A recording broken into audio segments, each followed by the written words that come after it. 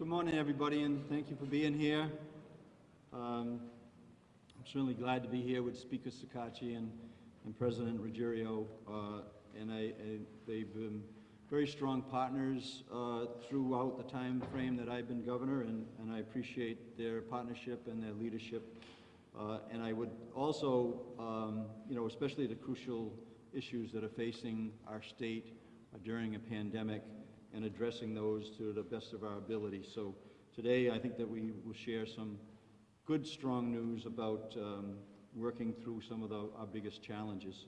But I also want to thank the Biden administration and the great work, our congressional delegation under the leadership of Senator Reid and along with White House, along with Congressman Cicely and Langevin. I do spend that 10 seconds every time into the mic to make sure that we, understand that Rhode Island has received an unprecedented amount of funding thanks to the American Rescue Plan, and thank you to our senators and our congressmen.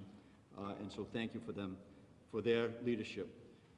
In October, I did submit a budget amendment to the General Assembly that would invest 10% of the state's $1.13 billion in American Rescue Plan state fiscal recovery funds to make a down payment on Rhode Island's economic recovery. We've been, advocating for that, and what we propose is a Rhode Island Rebounds. And Rhode Island Rebounds represents a crucial initial short-term investment in Rhode Island's families, workers, and small businesses to keep our economic comeback going strong. Last week, I think that it's important to note, not only did we serve as one of the top vaccinated state in the country on one of the reports I saw, but also on Moody's Index, the #1 recovering economy in the entire country. And we want to keep that going strong, and that partnership with the General Assembly and their commitment to act on Rhode Island Rebounds down payment. We really are thankful to the Speaker and the Senate President, who will speak more about that issue when they address the media today, and our guests are here in the state room, and when I do turn it over to them. But I do want to recognize also in the room the reps and senators that are here, along with Lieutenant Governor, Secretary Jones, Secretary Pryor, and members of my cabinet who have been out in community meeting with stakeholders and highlighting just how crucial it is for Rhode Island to make these investments now. And just as a general overview, our Rhode Island Rebound proposal includes $38.5 million to support children, families, social supports, including crucial funding for the child care industry, $32 million to assist small businesses impacted by COVID-19, $29 million to promote affordable housing and housing stability supports for those experiencing homelessness, and $13 million for hard-hit tourism, hospitality, and event industries. We know that's a down payment, that's a start.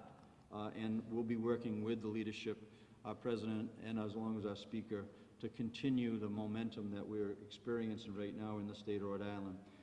So I want to thank representatives of the small business and hospitality industries that are here with us today, the Small Business Coalition, the Rhode Island Hospitality Association, and the Ocean State Coalition. Once these funds are passed, we will need all of your help to make sure that we maximize the benefit that we know that we need to make happen.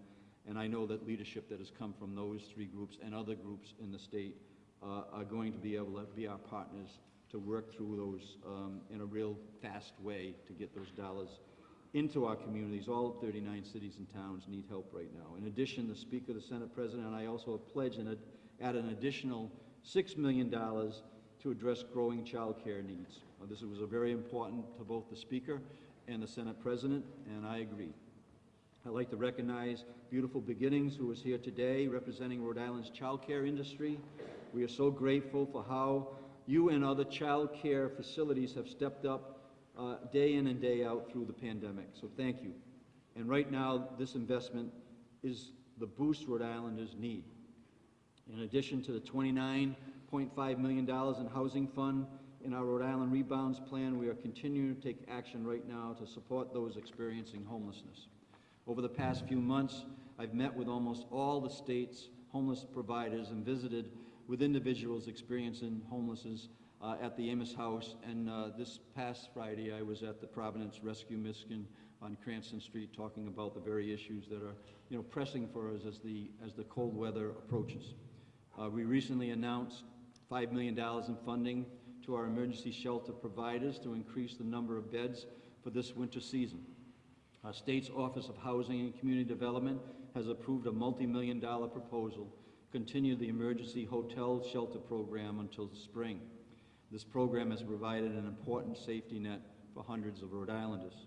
Last week we announced a $31 million in funding to support 23 new housing projects across 13 cities and towns, creating and preserving over 600 units of affordable housing. I can sit here, I know that the Speaker is a champion on this issue, and I appreciate his leadership along with the Senate President, as well as our Lieutenant Governor, and I share that commitment to do that. In addition, to support the Rhode Island Housing is offering through Rent Relief Rhode Island. In total, the state has used federal funds to increase investment during the pandemic of more than $40 million to support those experiencing homelessness and to prevent homelessness. We are also we're not stopping there. Several weeks ago, I convened an interagency team here at the State House to focus on the issue and identify solutions. We're in the process of approving additional projects to shelter Rhode Island families and individuals through the winter months. We expect to have an additional news on this in the near future. And also, I would add that this is some of these challenges have been inherited by my administration, and we're at it, and we're working at it, and we intend to be serious about not only facing this particular winter time frame, but I can tell you that we are not going to go through this homelessness thing that we're working with on an annual basis, as the state has for years and years and years. We will, just like I did on the vaccinations, where we increased the amount of our capacity to do vaccinations over and above how many vaccines we had in the state, to the point where we could do 100,000 shots in any given week. And then we were able to get 100,000 doses from other states who didn't do the same early in the spring, and that's really catapulted us. We will overbuild in terms of the homelessness, so we can actually get to the serious business that we're all committed to do, which is having permanent housing for those Rhode Islanders who need it, and those that want it. I'm also pleased to report that we expect to announce our new Deputy Secretary of Housing next week. We've conducted local national search, utilizing a top-notch search firm in order to attract top talent, and we're pleased that we've been able to find a high-quality housing professional in that position. And also be working with the General Assembly on how to structure that secretary in a way where that person will have authority that individual needs to hold people accountable for the work that needs to be done. I also want to note that one professional, no matter how talented, to get the job done, it's a team effort, and that's why I'm so pleased the General Assembly is on the verge of approving our requesting funding for staffing capacity at our Office Housing and Community Development. I want to thank Crossroads, One Neighborhood Builders, for being here today, and all the providers that have stepped up during the pandemic and that are willing to work with our office to make good things happen. Certainly available, we'll work with anybody who's doing the work. We'll work with anyone who's doing the work. There is so much more work to create a truly strong housing system in the state, and I look forward to working again with the General Assembly leadership and our partners in the community to provide the affordable housing we need and to prevent the homelessness issues that we deal with on an annual basis. The pandemic has created significant challenges for our home and community-based service providers. Amid a national staffing shortage, it is difficult for providers to support, attract, and retain workers to deliver these critical services to some of our most vulnerable residents. That's why I am also announcing and directing $57.4 million in federal medical assistance percentage funding for workforce investments that will provide support to nearly 4,500 home and community-based direct care workers. This includes providers such as home health agencies, adult day care centers, community mental health centers, substance abuse facilities, and child behavioral health providers. These providers will allocate 85% of the funding to direct care workers in the form of hiring bonuses, increased hourly wages, enhanced benefits, shift differentials, wraparound benefits, and training. Retention and holding on to workforce is a challenge, and we need to meet that challenge, whether it's in state employment or whether it's in nonprofit employment or whether it's in our small business community or our commercial businesses that operate in the state of Rhode Island. I want to thank the providers and direct care workers who have worked tirelessly in the field throughout the pandemic. We have some of those providers in the room here today, and I want to recognize East Bay Community Action Program, Community Action Partnership of Providence, and Leading Age Rhode Island. I am directing $3.64 million in CARES Act funds to support early intervention, which provides essential early childhood development services that support healthy outcomes for children across Rhode Island. When I submitted my Rhode Island Rebounds program in October, I included $5.5 million to support early intervention. This investment, in addition to the $5.5 million for early intervention in our Rhode Island Rebounds plan. Funds will be used to assist early intervention providers in mitigating the economic impact of the pandemic, recruiting and retaining workers, avoiding further closures, and providing continued services to children with developmental needs.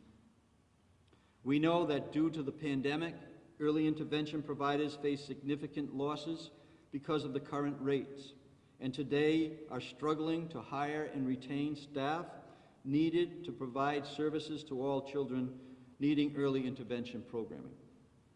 Stabilizing and supporting this sector is a priority of my administration, as well as it is with the Senate, President, and the Speaker. And I want to recognize the leaders in the early intervention space who are here today. We have Children's Friend and looking upwards. Thank you for the work that you do. And before I hand it over to the Speaker, I do want to acknowledge our staff and the people who are working on this issue each and every day. I don't get to be in front of the people of the state of Rhode Island and explain the magnitude of work that has been accomplished and the result of that being making these announcements today. So thank you to all our immediate staff and everybody that's working with the General Assembly and their staff, along with Lieutenant Governor. We really do appreciate the work. It continues. The work continues and on these to address pressing needs in the state of Rhode Island. And I can tell you that we're working on that each and every day, doing our best. And doing our best is hard work. Again, doing our best is hard work.